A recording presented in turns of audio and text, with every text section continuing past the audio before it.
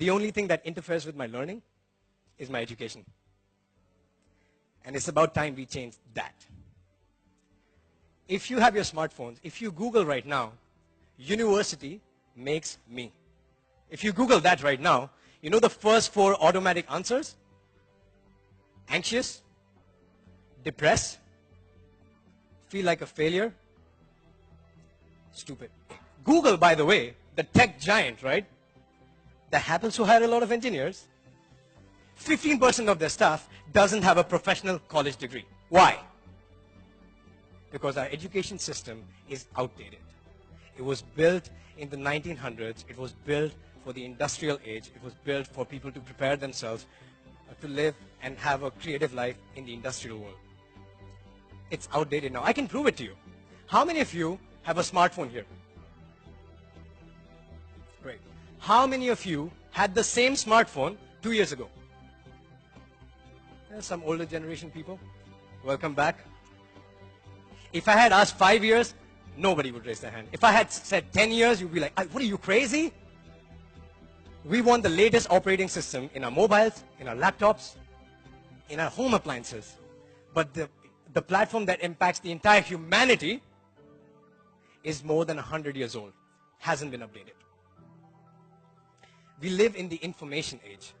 This old standardized education model is based on linearity, conformity, and batching people. It's outdated. I would say it's almost getting obsolete, right? We live in the information age. Something that you learn in the beginning of the university is obsolete by the time you graduate. Peter Diamandis, he said between 2016 and 2022, there will be as many technological changes, as many as we had between 1900s and 2000. That's more than 2,000% growth. And that's just the beginning of the exponential curve.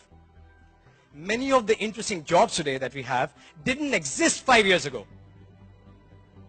What do? We don't live in the age of standardization. We live in the age of customization. Let me tell you a story. Do you guys know this guy? Kevin Systrom. So this guy worked in a marketing job. During the day, he would work in a marketing agency, and he will come back home, take out his computer, and start programming, right? And he got so good at programming, he built an app called Bourbon. He later, after a few iterations, called that app Instagram. At the age of 28, he sold that app for $1 billion to Facebook. Mark Zuckerberg, a college dropout. We don't live in the age of standardization. We live in the age of customization, and everybody can teach themselves. No two people are the same. How many of you have siblings? How many of you have siblings? Perfect. Did your parents ever come up to you and said, hey, come here, remind me, which one are you again? Never happens. Even if you're Indian, doesn't happen. There's 500 million people there. Doesn't happen. No two people are the same, and neither should be their education journey. We all want to be unique, at least the original copy, right? And we are unique. Start designing your unique education. And it's never been easier. Did you know that all the classes that MIT students are taking today, you can go online and take the same classes for free? Not just MIT. You can go on edX.org. There's MIT, Harvard, Berkeley, some of the best universities in the world. Pick the courses you like. Take them. You guys know Udemy? You can go on Udemy and learn basically everything from programming to photography, right? Turn your passions into your professions. You can do that. Most of the courses are less than $200. I've purchased courses in their promotion for $15, right? You can do that. Start educating yourself. And that's the first key. That's the only one. The next one, here's how you take it to the next level. How many of you know this guy, Elliot Bisnow? No one. Great. So this guy was a young American entrepreneur living in US, starting out as a digital entrepreneur at the age of 24. He felt really lonely. He didn't have, he had a lot of unanswered questions. What he did, he picked up his phone, started calling successful digital entrepreneurs in US and said, hey guys, I stay in Utah. I'm inviting a lot of digital entrepreneurs. Why don't you come hang out with me? And you know what? I will pay for it. He took $50,000 on credit card debt and invited 50 different entrepreneurs for one trip. But then he was on to something. Next year, 200 people came, and they paid. The year after, 700 people came and they paid. Today, he gave birth to what we call the Summit Series. People like Richard Branson speak at that event today. And he was voted as the coolest entrepreneur by Inc. magazine in 2009, right? You know what he was doing? He was bringing together people with similar interests, similar pain points, and similar lifestyles. And that's the key. Find your tribe.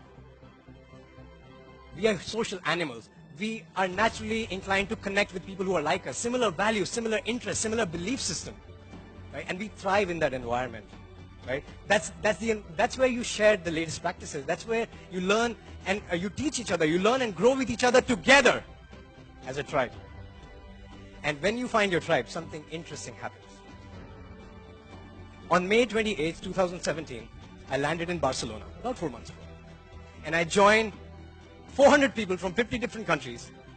That said, we will relocate to Barcelona for 1 month and we go deep into personal transformation. We got together and we had some of the most incredible teachers in the world teaching us and having workshops every single day. This is Vishen Lakhiani, founder of Mind Valley. He's teaching us on advanced goal setting. This is Lisa Nichols, the star of the documentary The Secret. She's been on Oprah many times. She's teaching us the art of storytelling. Some of the most incredible speakers, UK's #1 hypnotherapist, the guy who sold 20 million books, the CMO for a billion-dollar company, guy who trains Hollywood actors on fitness, and the guy, the monk, he trained the star cast of Doctor Strange. These are the kind of workshops that we were having. And, get this, in the evenings and on the weekends, we partied in the streets of Barcelona, right? We connected with our tribe, right? We had spaces to connect deeply and meaningfully with our people. And we call this experiment Mind Valley University. Now, what if this was part of your university? These are what I call deep immersions. Deep immersions are like, you know, have you guys been to Disneyland? Yeah? Have you noticed at the end of the day, kids are really sad? Some are crying. Some parents are trying to drag them off and they're like, no, daddy, no. You know why that happens? Because they just experienced a deep immersion. Deep immersions are powerful. They are like highly inspiring, fun, exciting moments that you experience. And deep immersions are basically when you come together with your tribe and go deep into a particular topic for a very short period of time. It could be from like 1 day to like 5 days, and then stir some emotions, have a lot of fun, and create a lot of lasting memories. Right? And these are your conferences, your events, your summits, your TEDx is a deep immersion. You come together as a tribe. Right? Your deep immersions are extremely important, and that's the third key. And your deep immersions go back, add into self-education. When I came back from Barcelona, I came back with a list of 7 different books, 3 different online courses, and 3 classes I'm taking in Kuala Lumpur right now. Because I got those things, got those ideas, right? Added back into my self-education. And this becomes the wheel of modern education. Self-education, my tribe, and deep immersion. And here's the thing. The smartest people in the world, the outliers, the game changers, the moonshot takers, they never quit their education. They simply escape the outdated education system.